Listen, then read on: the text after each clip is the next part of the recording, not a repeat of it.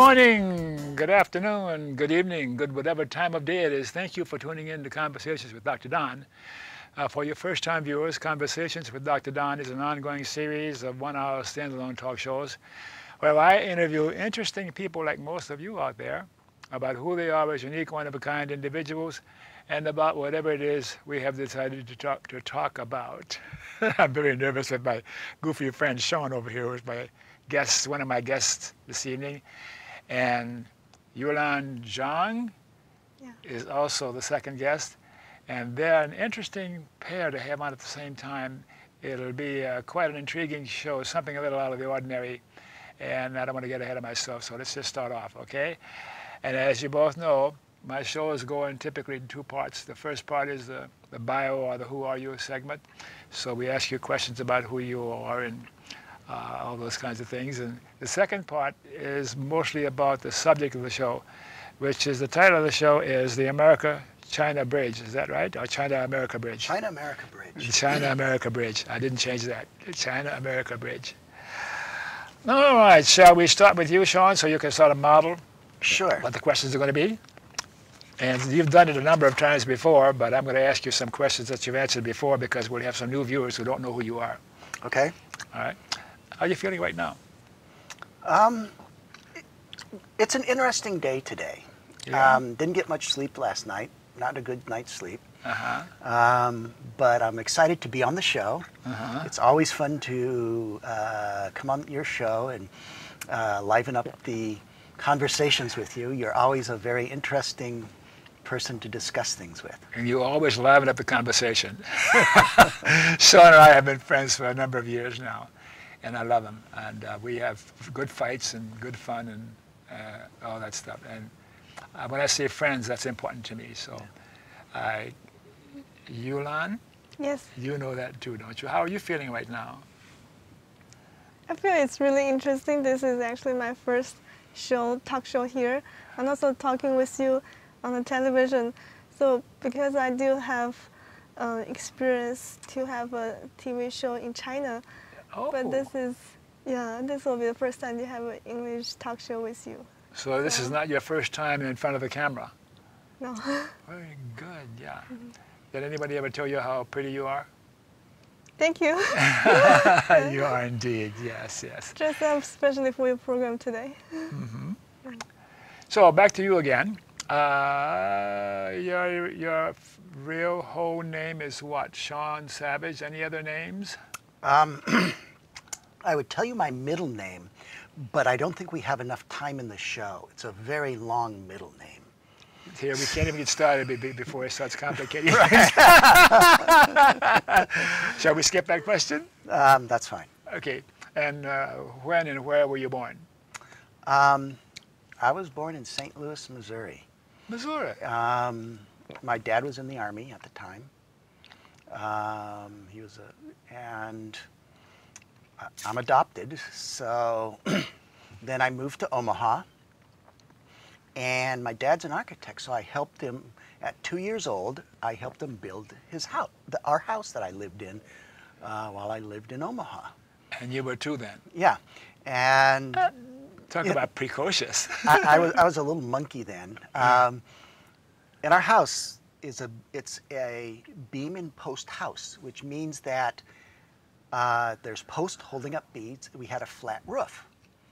And the beams were maybe 4 inches wide. Mm-hmm. And I wasn't afraid of heights, so I used to walk around on these 4-inch wide beams. Before the ceiling was 30 feet high, 30 feet up in the air. And of course, my parents didn't appreciate that, so. So you had an exciting childhood, even at that early time in your life, huh? And why were you born? Huh? Why? People always say, huh, when I ask, why were you born? I don't think your show is appropriate for that type of language. That's true. You won't have another third chance to turn down my questions, okay? And do you have a religious preference? I sort of have my own religion. Mm-hmm. Say a few words about it. Basically, Um, I'm more of an engineer, so I think of things as in the terms of physics. But there are things that we don't understand yet. It may be physics, it may be metaphysical, I don't know. But there's something else that man does not understand yet. What do you mean by metaphysical? Ghosts, the things that cannot be explained Okay. through science. I'll accept that second definition. How about your education, your formal education? Well, I did the typical grade school, junior high, high school. I went to college in Utah after I served in the military, and I was a ski bum for 3 years while I was going to school until they made me graduate. What a bummer. I skied about 50 days a year those 3 years and went to school at the same time. Never really studied. You know, I was pretty lucky. Why didn't you study? I didn't need to. You're so disgustingly smart. So for those 3 years, I just sort of played. Went to class sometimes. How about other education? Well, I got my graduate degree at Oregon State University in electrical engineering. I did VLSI design and parallel computers. So you've been involved with computers for a long time. Yeah, yeah. You're an open source expert. In fact, I had a TV show here called TV Linux. And this show is about Linux. And I've had it for about 5 years. During the show, I predicted the cloud and the demise of Microsoft. Did you really? Yes. I didn't know that. Yes, and Microsoft is demising. How's that for a word? Since you're into the metaphysics right now, what's going to be happening 5 years from now with those kinds of things and cloud and computers and internet? The crystal ball is a little fuzzy right now, but I think that the phone/tablet is going to be ubiquitous with our whole life. You know, we're going to be living off the tablets and things. Right now, everyone who has a cell phone has a tracking device on them. And there's going to be no privacy, you know. There's really no such thing as a Fourth Amendment anymore. So, you know, the corporations are going to be trying to nickel and dime the population to death. Where are you on the political continuum? Left, right, center, or what? I'm above the political continuum. Oh, well, pardon me. In the sense that I sort of break the political continuum into two parts, a social part and an economic part. What's most important? I believe the social part is probably the most important and where I am more progressive. You know, almost socialistic, communistic, whatever you want to call it. Watch it. But I do believe in smaller government and fiscal responsibility. Yeah. So, you know, in that, I believe in reallocation of resources to reduce deficits and give people a better way of life. I'm not sure you're a libertarian or a Tea Partier. Which are you of those? I'm neither. I like the libertarians' concept of social freedom. But what's happened is, my philosophy is that the government should protect those from the entities that they can't protect from themselves. And right now, corporations are the biggest danger in America, even greater than terrorism and the terrorist. The reason why is because the corporations can nickel and dime a person to death, and so their life standard, standard of living is basically static. Did you know from 1986 to now, taking into account inflation and everything, we're $59 richer on average. Wow, that is terrific? it. So it's been pretty static for the last 20 years. Let's don't keep going in this direction, because you're going to contaminate the whole show, so that when Yulan shows this to some other people, they're going to say, who is that turkey she's with? Yeah. And you spoke a little about what you're doing now. You're an engineer, working as an engineer for a big corporation here. Don't give me the name. Yeah, what I do is I've worked on Android, and I'm working on a new platform called Tizen, which is, you know, they're trying to compete with Android and Microsoft. No, Microsoft really doesn't have anything. Apple. Apple, I mean, yeah, of course. Yeah. So Android and Apple, it's trying to create a new infrastructure, and it's based on web applications, HTML5 web applications, rather than native applications. Where would that be 5 years from now, what you're working on? Good question. I think that the concept is really pretty good, where HTML5 is the display language of the future, but I have some issues with HTML5, which I won't go into. Thank you. What's going to happen to the human-to-human interaction and connection on a very basic fundamental level? As you're talking about this sophistication with computers and those kinds of things, and what you're into now. People will become more and more isolated. Yeah. Right now, you know, I know people that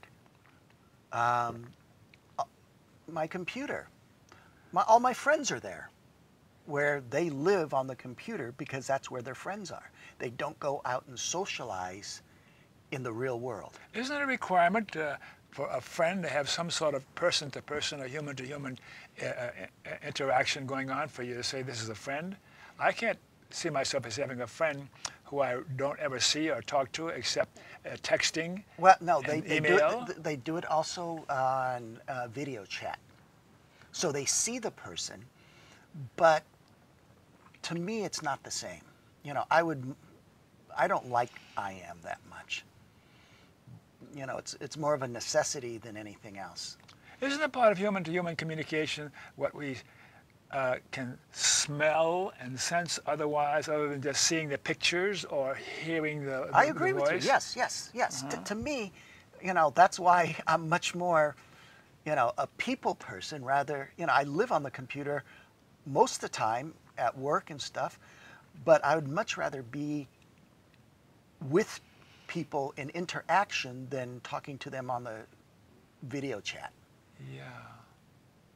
There's going to be something missing, and I'm afraid of what's going to be happening 5 or 10 years downstream. That's a short period of time. Yeah, and I see some real problems cropping up in where what happens is corporations and governments sort of take over people's lives because they're so busy on the computer. Yeah, we're going to stop with you before long here. Dr. Dunn, can I ask a question too? Of course. What if the technology can make people smell each other in the future too? Ask that again. What if the technology can help people to smell each other too? To smell each other too? Yeah. You've been hanging around with this guy too much. Hello. In fact, there is work being done on creating smells from computers. I remember smell-o-vision a while ago. Smell-o-vision. Okay. What's gonna? I don't know. Does Sean have any answers for that? Well, Yulan is also in electronics and computers, and she's in a group that is looking at the future. Okay, let's stop with you in one or two more questions here. Memberships in political, social, or civic organizations. Do you have any memberships worth mentioning for the viewers? Toastmasters. Uh-huh. In fact, the second Monday of next month, I'm going to give a speech on TV Toastmasters. And Yulan is too. Really? Yeah. Would that be local here in Local Portland? here on the cable channel. And that's about the only, I'm also a member of the Chinese Friendship Association of Portland. Mm-hmm. Also the Portland Suzhou Sister City Association. Mm-hmm. So I'm trying to get more involved in the Chinese community. I don't know why, but I lived in China for 3 years, and China and the Chinese culture is very familiar to me for some reason. I feel comfortable in it. Maybe it's a past life or something like that. I knew we were coming to that. Anyway.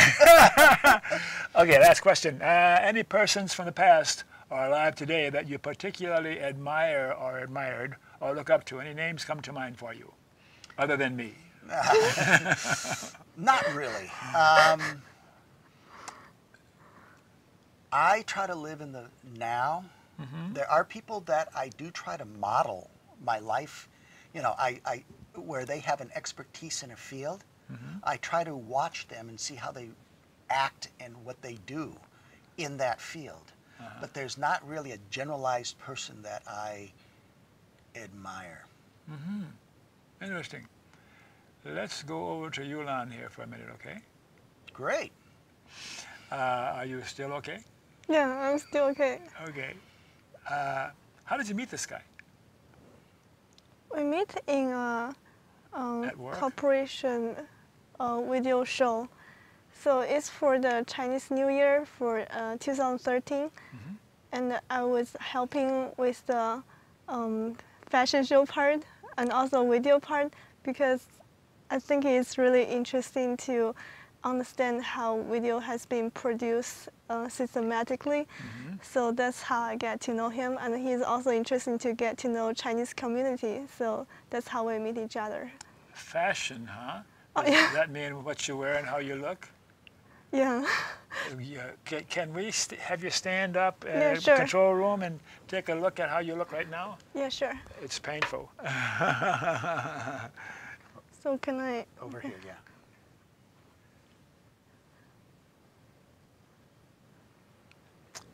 Yeah. And I'll There, now turn we around. got you. Now we got you. Oh Okay. my gosh, yeah.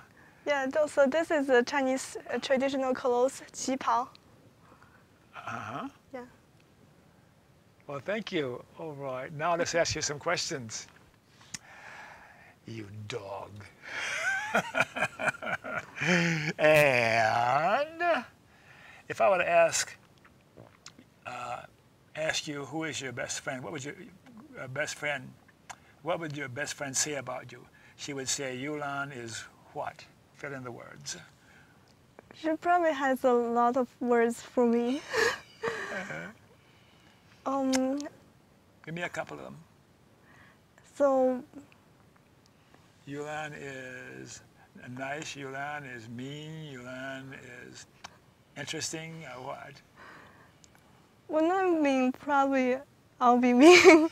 So hopefully most time gentle and nice, Gentle and nice, yeah. adventurous. Yeah. Yeah. And when and where were you born? I was born in China, in Wuhan, central part of China. Central part of China. Yeah. And your formal education, you have a doctorate Yes. in what? I have done PhD in electrical engineering. Wow, what a brain. Thank you. Brains and beauty too. Thank you. And you enjoy your work where you're working now?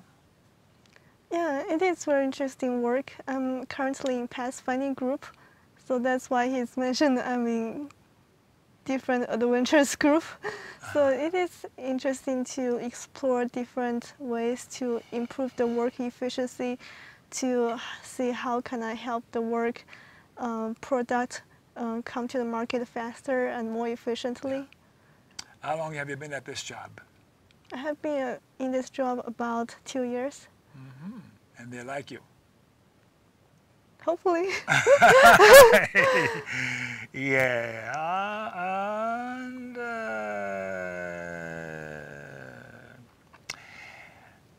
is anybody, any human being that you particularly admire or look up to? And it doesn't have to be an American or an Englishman. And if you mention a name and I'll ask you why, then we'll get an idea of your feeling about that. Anybody comes to mind that you admire or look up to?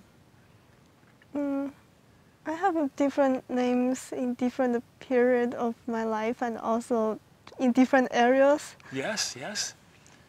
Which one comes to mind now as significant? Which one significant come to my mind? Mm-hmm.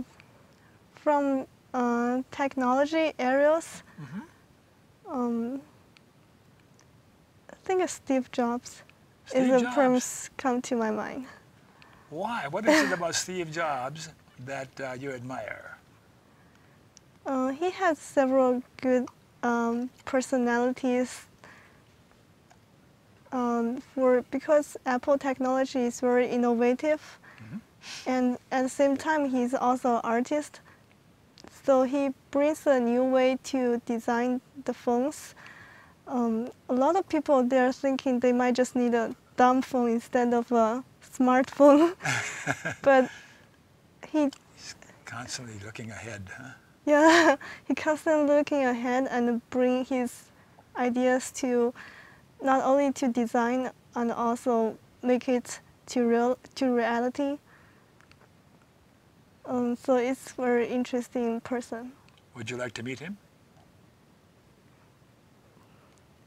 In the future, not right now. All right, all right. Okay, let's see if we can stop this part of the program and come back and talk more about the questions that we had in mind. Shall we stop now and take a break? Mr. Control Room, break time. So the mics are going to be off in just a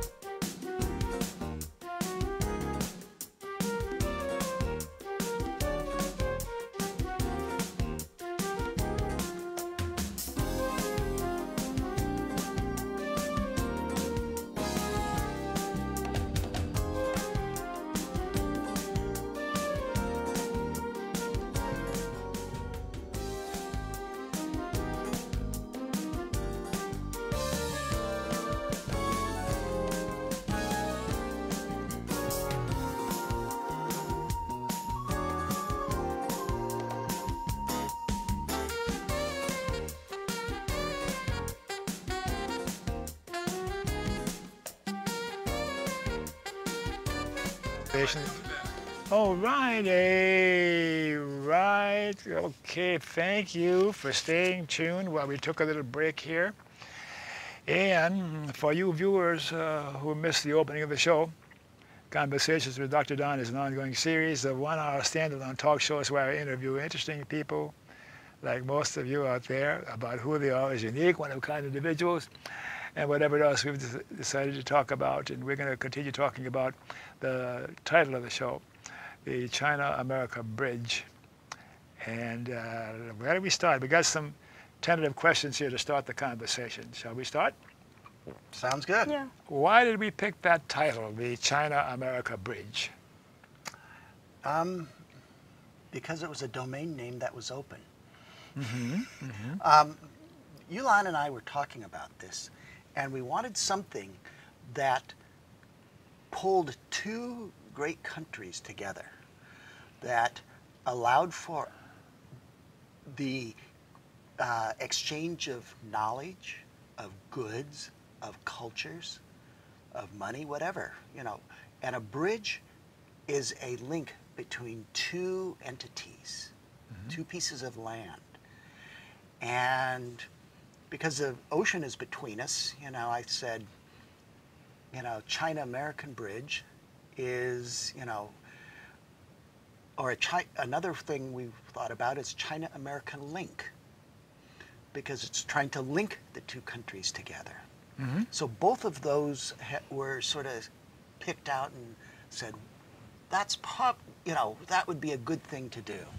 You know, so that's how it came up with the name. And also in Chinese, anything that talks about the China-American relationship is called zhangmei.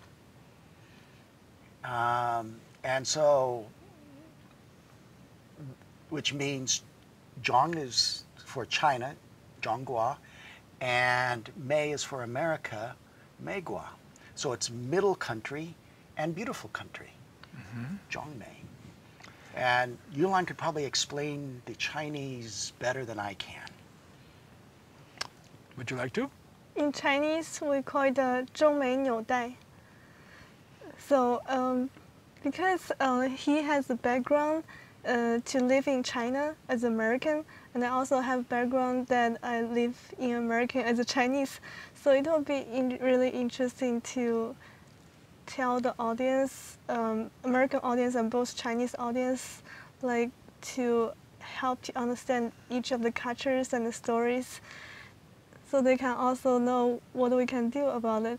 So, for instance, we are thinking about have a language program. Whenever we talk to, no matter Americans or Chinese, they all get very excited to help us to get involved. So we have a lot of response from people. They are really interested to contribute to this program still. So from your experiences and the time you've been together, do you see any serious impediment in having this link between China and America continue or be more successful? There's always communication issues where, because some communication is built on previous experience and previous knowledge. And because we were not brought up in the other country, we have gaps in our knowledge. She's much more knowledgeable about America than I am about China. You know, she's lived in America longer, she's adapted longer, and her English is much better than my Chinese. Yes, and she looks better than you. Yeah.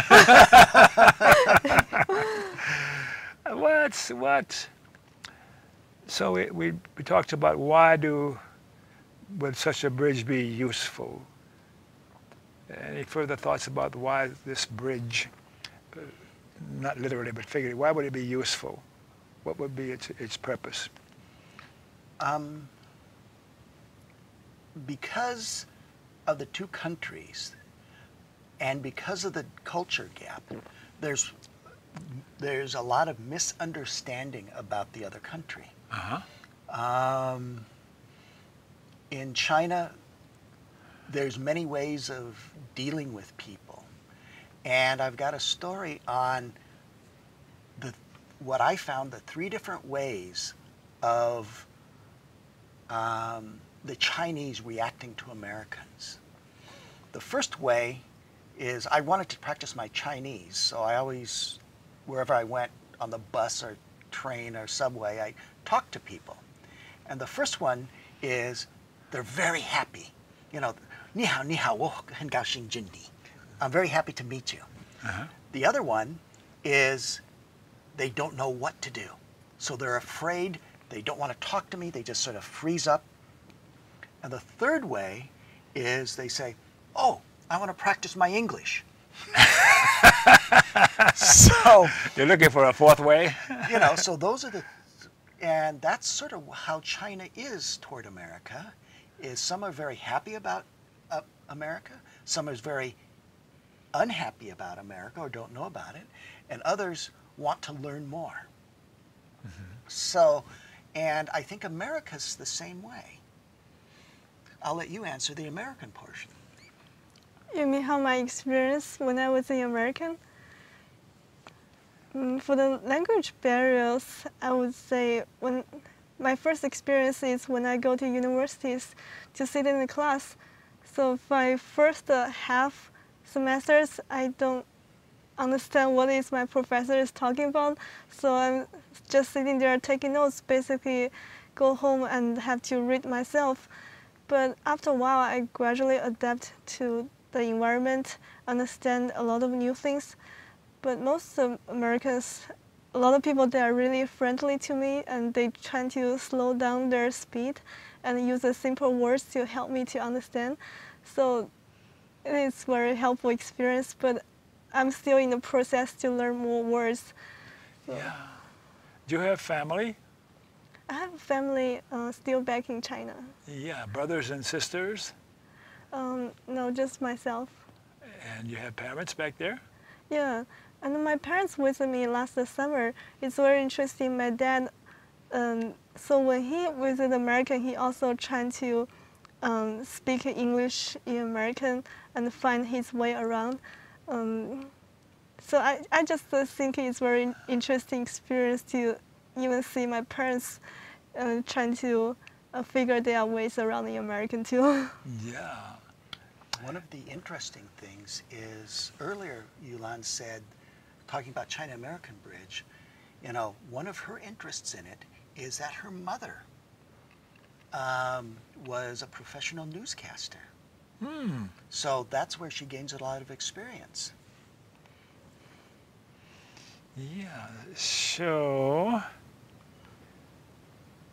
at what point in time in the future will we say there is a successful bridge or link between our two countries? Do you think that will be in the next 5 or 10 years, or do you think there's a successful linkage right now between China and America? It seems to me it's at a tentative. That's my impression of this bridge we're talking about. There's so much history and past experience in recent centuries about I think it will take generations. generations. Which economic class were you from in China? The poorest, the middle class, or the wealthy class? There used to be very different, distinguished classes about 200 years ago. They have, you call it the noble class, Yes. or middle class, or like the bottom class.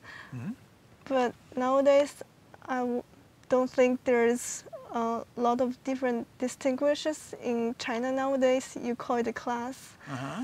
Or you can say people have money, they accumulate wealth in different approach, and the amount is very different. Or do you mean class is more of a social status? But even in China, they have different way to present their social status. Some people, they like to think their family has carried some, for instance, like emperor names. I used to meet people in Colorado, and his name is actually come from the emperor's name. And some people, they like to have show their status with brand clothes. Yeah. So there's a different approach. People, they're showing their belongs to different group of people. So. Can you identify any specific significant cultural differences between the average American and your average Chinese? Any major differences that come to mind? The way people are thinking is very different. Oh. Yeah. How so? For instance, you ask me a lot of open questions, so it's the way that keeps me thinking. But in China, people when they talk with each other is different approach when they're communicating. So I would say is they usually will think how would they ask questions. They usually think before they ask the questions. They want to take the approach other people can accept that. Yeah. So. It sounds very gentle. So I've been saying to my wife I want to go to China to see the Three Gorges Dam and a few areas like that that have been in the news in the last 20 years or so. And of course I want to go to the Great Wall and the typical tourist traps. But I want to experience more of the ordinary citizens, so to speak. So have you done much traveling in America? I've done quite a few travelings in American. I know a few about the American culture, but the best way to know American culture is talk to the American people. So if you come to visit China, you're welcome also to talk to Chinese people. And when you visit different places, and when you talk to different people will give you different feedbacks, and they have also very interesting thoughts. There are a lot of languages in China. A lot of languages and dialect. So. What's the most frequently used dialect in China?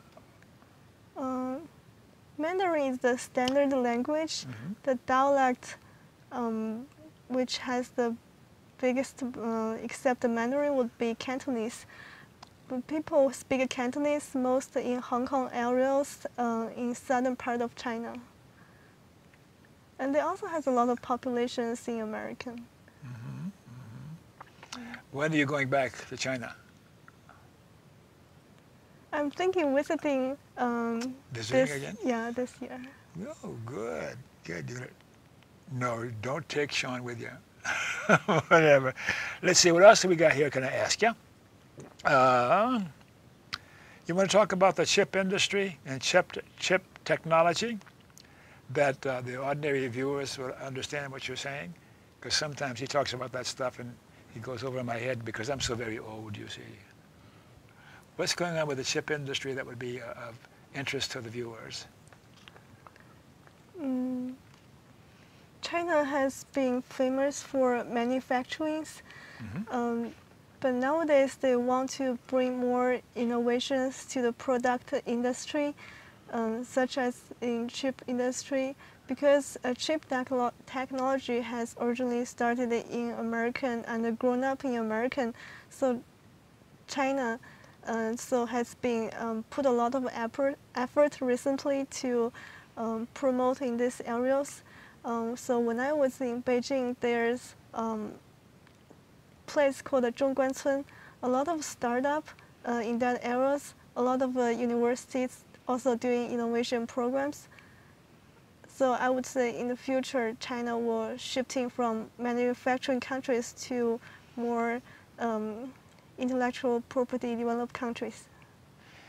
Yeah, I heard someplace where the Chinese, some people who are business people are financially well off, they want to show their importance by buying big American cars instead of Japanese cars or Chinese cars. Have you heard anything about that? That they buy Cadillacs and Lincolns and big American cars? It's German cars. German cars that they like. Both America and China want German cars. Everybody wants German cars. Yeah. How about, can we talk about healthcare in America and healthcare in China? Is that okay to talk about? Yeah, the healthcare in American, if including in the worldwide range, for me, I think healthcare in America is okay. I mean, I know that like Canada, they have different care systems, and European, they have different care systems, and it's very argumental also in American countries which way will be better. But personally, for my opinion, I would prefer some healthcare system is more efficient. So what I'm saying, if we kept people, if we let our healthcare be more taken off by the other officials, is that makes the result more efficient. For instance, if I have any sickness, can I get an instant response if it's really urgent? It's really beneficial for everybody. So that's my questions before I make a comment on all the systems. I've lived in Germany, China, and America. Germany had the best socialistic healthcare system I have ever seen. You walk into a hospital, a nurse does a triage, checks you out, makes sure what's going on, and then right away they say, okay, what do you need? And they get it to you right there. In America, and all you do is swipe a card, and that's it. That's the payment. In America, when you go into an emergency room, you spend the first 15 minutes filling out forms. And in China, you have to pay for everything up front first, but the cost is so much cheaper than America. So it kind of amazes me to hear this debate and discussion going on continually in America about single-payer health care or all kinds of approaches to health care to make it better and more really useful for ordinary citizens. And yet we have successful models around the globe that are working just fine. So we shouldn't be spending so much time struggling to figure out. For me, I'm very partisan about it. There should be universal health care and health care for all. It should be a social thing that every citizen is entitled to. That's very much like Germany. And the standard of living in Germany is very high. Mm-hmm. The standard of living in China is improving greatly, and the healthcare system is a very interesting mix of both Chinese medicine and Western medicine. Chinese medicine. What do you know about traditional Chinese medicine versus American medicine? What is it, Ayurvedic, or what's the word for it? Western medicine? Herbs. You mean Chinese herbs? Yeah, 长药 and 西药. 中药和西药. Yeah, herbs and that stuff, and acupuncture and all that stuff. Can I touch you? You're familiar with both methods of health care and caring for somebody who's ill? Yeah, but for herbs, a lot of herbs, they are not frequently used, and they have so many histories behind it. It's come back to thousands of years. People have write a book about how to use different herbs in different situations, but some are daily herbs that we can use. Actually, will be helpful. But you are talking, for the American Western medicines, they have different mechanism. Because China, they are more talking about the flow, like qi.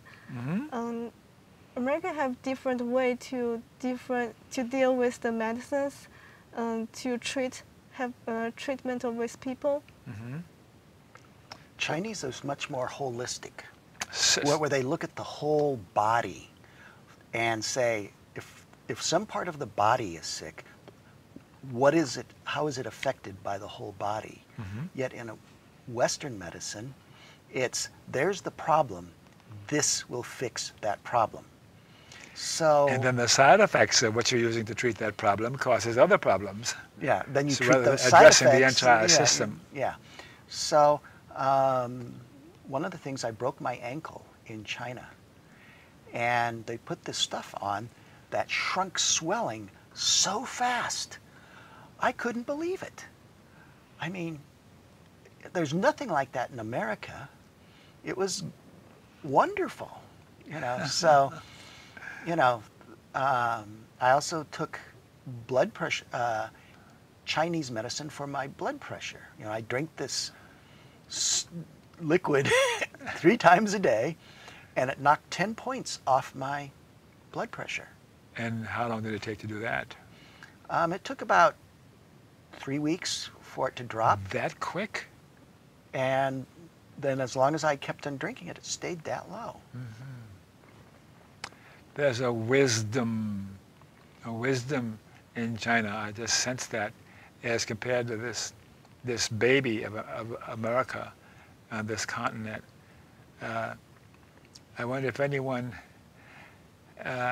can put the wealth of knowledge about the human animal and how it functions, not just psychologically or spiritually, but physically also, to have this compilation of this encyclopedia. But then I'm thinking there'd be some charlatan who would become involved and get his finger in the pie to make some money rather than produce an end product that would be useful for the general population. And it wouldn't be part of the exclusive knowledge base of, there's my capitalist thinking slipping in here, but you see what I'm saying? Yeah. In fact, quote, the holistic attitude permeates all of China. There's a thing called feng shui, which is wind water. And just by putting a bed facing a certain way, or having 3 goldfish instead of 1, you know, I don't understand it that much, but it's a way in which it helps and determines your future. Oh my gosh. And yet, as I said a minute ago, there's such wisdom, such deep wisdom, and yet it just seems so foreign, what you're saying now, and it's so spiritual, and that's a whole other subject. We won't go into what spiritual means, but that's what comes to mind now. We talk about the end result of the bed being in a certain position and whatever, those kinds of things that seem so foreign to the American way of thinking. But it's successful, apparently, and people are healthier. Yeah. What else can I ask you about? Status of women in America and in China. Is there a significant difference? There are differences. I believe there's a lot of cultural difference between Chinese women and American women. There's also a lot of things in common too. So I have a lot of friends, they have background as Chinese Americans, which they are born in American, and it is very interesting for them because they are grown up in American cultures, but they also accept the Chinese cultures. But when I'm talking with both of these women, they will be able to say that when they come to another country, if they stay in America for a long time, they come to China, they still need to learn to adapt the Chinese cultures. Even their parents are lived in America for a long time. That's so different. I think we touched on this earlier. Is classism a serious problem for the general population in China? And it was saying something that sounded like there's largely a classless society and the general population in China. And in America, there's big classes, and that's grinding my political axe. So let's not go there anymore. All right. What do the Chinese people think of drones that fly over? You know what drones are? pilotless airplanes that fly over the cities and the countryside and look down on the people and take pictures of what's going on. You're talking about the Chinese or American? What do the Chinese people think of those kinds of aircraft that fly over and observing what's going on in the general population? Let's just stop that and think for a minute of some story about your childhood in China that would be of interest to the viewers, something unique and different and personal for you that has lingered with you through all the years. So you have some incident that comes to mind now? Sean has 1,000 of them. One of the things is Yulan is a very good dancer, at Tiawu, and she has learned a lot of the different national cultures of China's dance. In fact, she's a member of the Portland Chinese dance troupe. Wow, you got to come back on and dance for us. Sure, you're also welcome to join look at our dance shows. Well, we're about to wind down. It's almost time to stop because we're running out of time. But I did an invocation in Salem at the House of Representatives. I'm a humanist minister, and I've been back to Salem, our state capital here in Oregon, to do the opening invocation for their sessions. The idea of the invocation is to say something to that gathering of legislators that will hopefully have them be in a better spirit, a better state of mind, so that they can do their work more successfully and feel more better about it. So I enjoy doing that periodically. It's just a delightful time. So you do that every year, or? Well, every 2 or 3 years they invite me down again. And this is for the opening session? Yeah. When the gavel comes down and the leader of the group, of the House or the Senate, we salute the flag, and then they say the opening invocation today is by Dr. Don Baham. And then I step up to the podium and I spend 2 or 3 minutes talking to them about what I think would be useful for them to prepare them for their work. But anyhow, I'm going to tell you what I said to them on Monday, and I really had a good time doing it. You ready? Sure. Good morning. Thank you for inviting me to address you again. At this time in my life, I find myself dwelling more on what the terms friend and friendship mean to me. Now I'd like to list my 5 favorite different considerations of human-to-human relationships. They're strangers, acquaintances, friends, good friends, and precious loving friends. Strangers are fellow human beings with whom I've had minimal personal contact. Acquaintances are those with whom I've spent some time, typically in the course of normal social gatherings. Friends are those with whom I've established a degree of mutual appreciation in sharing our everyday living experiences. Good friends are those with whom I spend much of my free time because of the level of emotional satisfaction that it brings, and with whom I feel a deep sense of trust. And precious loving friends are those with whom I have an even greater sense of trust and love because the level of emotional satisfaction produced is beyond linguistic characterization. So in considering the quality of my present-day human-to-human relationships, I'm satisfied with the extent of my association with strangers and acquaintances.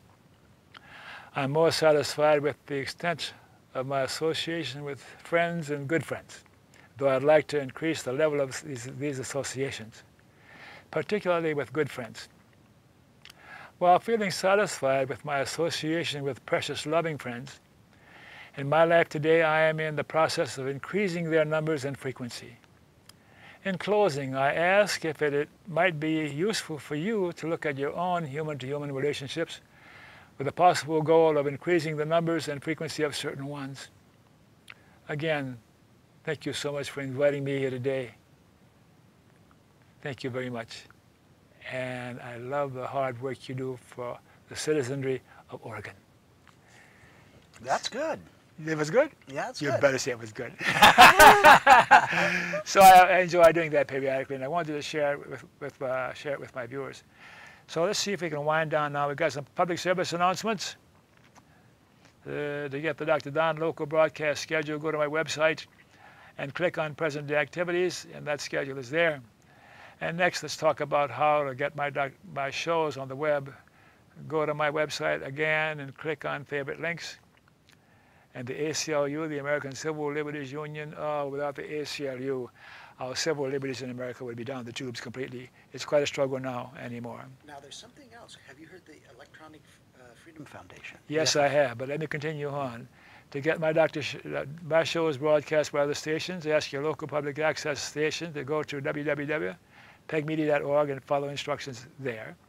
And last, to learn how to end corporate personhood, and we've got to end corporate personhood, go to www.movetoamend.org, because corporations are not persons. That was a mistake by the Supreme Court. Rest in peace. Poor People's President Hugo Chavez. He's one of my heroes. Thanks again for watching. And remember KFC, not Kentucky Fried Chicken, Dr. Don's KFC. Kind, friendly, and charitable. Be kind, be friendly, and be charitable. To you too, and you too, and you too, and you too.